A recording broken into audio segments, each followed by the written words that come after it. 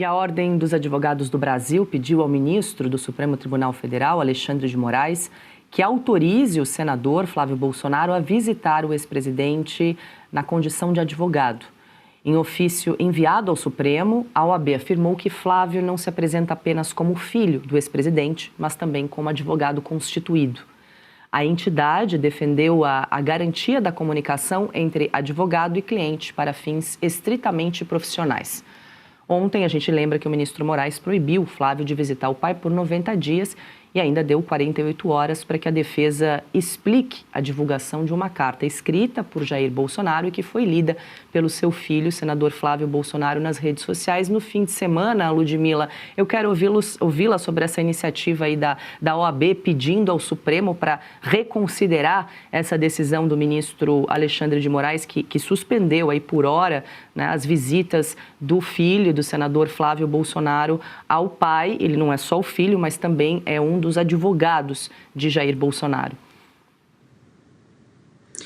Então, a OAB, durante toda a ditadura judicial que começou em 2019, com aquela portaria 69 do Toffoli, em que ele criou o inquérito do fim do mundo e colocou Alexandre de Moraes, nomeou diretamente o Moraes sem sorteio para tocar o inquérito, e aí deu no que deu, a gente sabe no que deu isso aí, já são 7 anos de ditadura. Durante todos esses anos, a OAB se manteve absolutamente inerte. Assim, foi vergonhosa a omissão da OAB, lembrando que a OAB é uma instituição constitucional. Ela está prevista lá, tem a previsão na Constituição, prevê a OAB, a existência da OAB. Então, é um órgão importantíssimo do Brasil.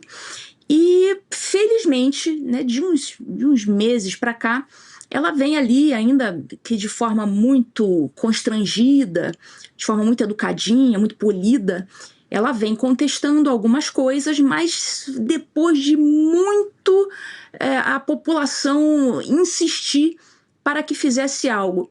Eu li a manifestação da OAB, é uma manifestação razoável, tá? Não está pegando muito leve, mas também não pega pesado, é uma manifestação protocolar, e acho que pode ser que venha a surtir algum efeito, até porque não seria muito confortável para o Alexandre de Moraes ficar humilhando a OAB nesse momento em que ele não está tão fortalecido assim. Ele tem aí um contrato de 129 milhões da mulher para explicar. Ele agora veio essa questão aí do contrato que o escritório da esposa dele bolou lá para o parecer que bolou para o Banco Master poder captar dinheiro dos pensionistas, do regime próprio da Previdência Social. Então tem muita coisa aí para ser explicada, então eu não sei se o Alexandre de Moraes vai ficar muito confortável nesse momento de negar a um pedido da OAB, e é um pedido que não tem nada de mirabolante. A OAB está pedindo uma obviedade. O advogado ele precisa ter acesso ao cliente, simples assim. O Alexandre de Moraes ele deve visualizar a situação dessa forma. O Flávio Bolsonaro, na prática, não é. Ele só se inscreveu como advogado para poder ficar perto do Bolsonaro. Não importa.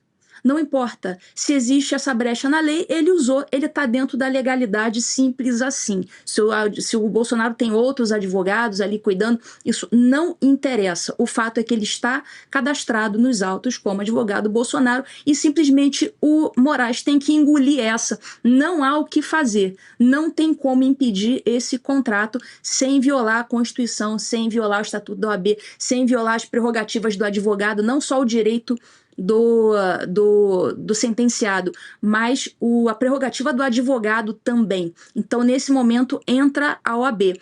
E vamos ver o poder de pressão que a OAB vai fazer. Se vai ser simplesmente um ofício protocolar, como até agora foi, ou se vai manter algum tipo de pressão, se vai bater lá na porta do gabinete. Os advogados costumam ser muito combativos, né? Quando há uma quebra de prerrogativas, uma violação de prerrogativas, sempre tem lá o representante da OAB com seu brochinho, chega lá e faz requerimentos, representa na corregedoria, só que no caso do STF não tem corregedoria. A corregedoria do STF, na verdade, se chama Senado Federal.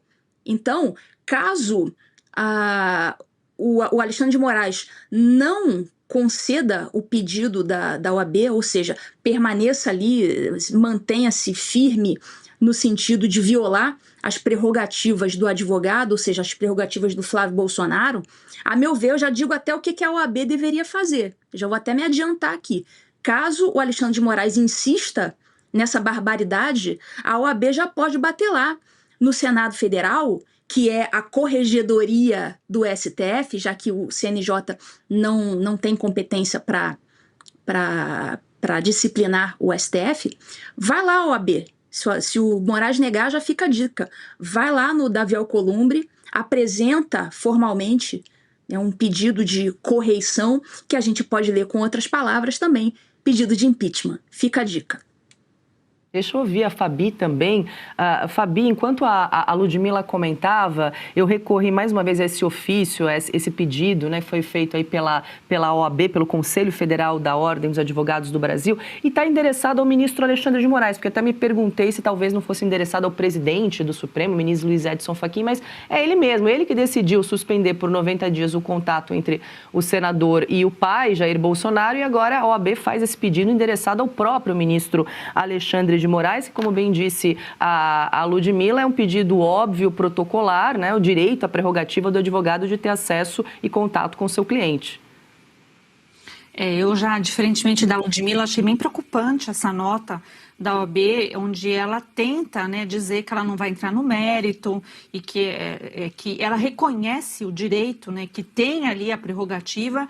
Mas, assim, a gente precisa restabelecer as coisas no Brasil. E as prerrogativas dos advogados estão sendo violadas, como bem disse a Ludmila, já há bastante tempo, pelo menos no inquérito 4781 há 7 anos.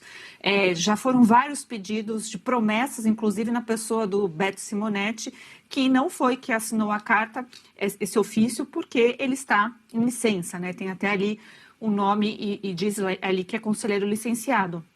Mas o importante aqui é que teria que ser algo mais forte. Nós temos uma lei, gente, específica, que eu vou ler aqui para vocês, artigo 7º da Lei de Abuso de Autoridade, a linha B.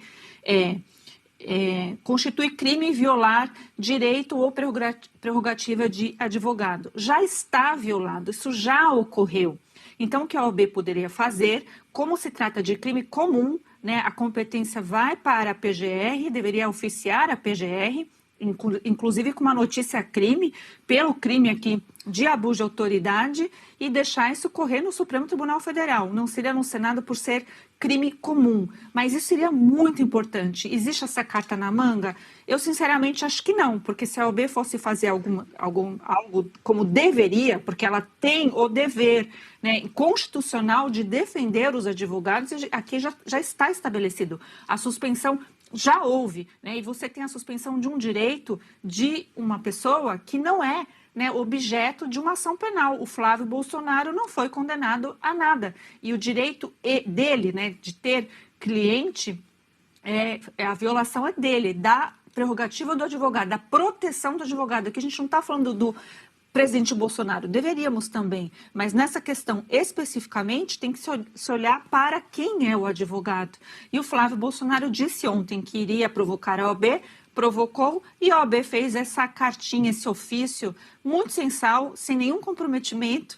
E, assim, a gente vai esperar o ministro Alexandre de Moraes, porque a violação é do estatuto da advocacia, né? A não ser que ele também resolva rasgar, interpretar mais uma vez o Estatuto da Advocacia, que a gente sabe que ele bem faria, porque nós tivemos o inquérito do fim do mundo, uma instauração ilegal, começou errado desde o princípio e permanece aberto, sem objeto, até hoje. Mas esse apontamento que nós estamos fazendo aqui é muito importante, que a OAB tem mecanismos para processá-lo e levar isso mais adiante em relação à lei específica de abuso de autoridade.